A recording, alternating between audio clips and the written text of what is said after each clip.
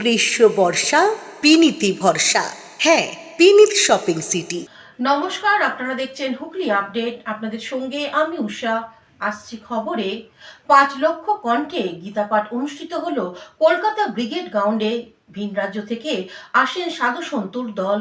5 লক্ষ কণ্ঠে গীতাপাঠের মহা সমারোহকে কেন্দ্র করে সকাল থেকেই হাওড়া স্টেশন চত্বরে উপচে পড়ল ভক্তদের ভিড়। সনাতন সংস্কৃতি সংসদের উদ্যোগে আয়োজিত এই বিশাল ধর্মীয় অনুষ্ঠানের জন্য রবিবার ভোর 7টা থেকে ভক্তদের আগমন শুরু হয়। স্টেশন থেকে পায়ে হেঁটে ফেরিঘাটে পৌঁছে ভক্তদের গঙ্গা পেরিয়ে কলকাতার ব্রিগেড মাঠে যাওয়ার দীর্ঘ সারি চোখে পড়ে। ভক্তদের সহায়তা করতে হাওড়া স্টেশন চত্বরে 2টি ক্যাম্পের ব্যবস্থা করেছে সনাতন সংস্কৃতি সদস্য।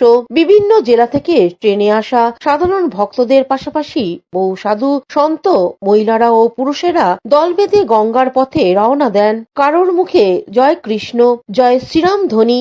আনন্দ উল্লাসে মেতে উঠেছিল গোটা পরিবেশ।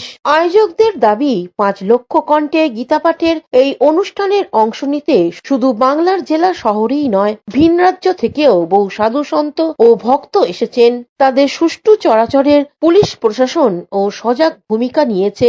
হাওড়ার ফেরিঘাটে ভক্তদের ভিড় সামাল দিতে নিরাপত্তায় মোতায়েন ছিল পর্যাপ্ত পুলিশ বাহিনী। ব্রিগেডের উদ্দেশ্যে যাত্রাপথে ভক্তরা কি জানাচ্ছেন শুনবো।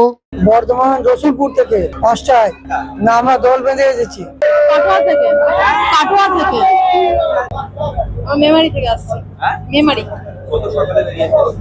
বেরিয়েছি তখন 5টা।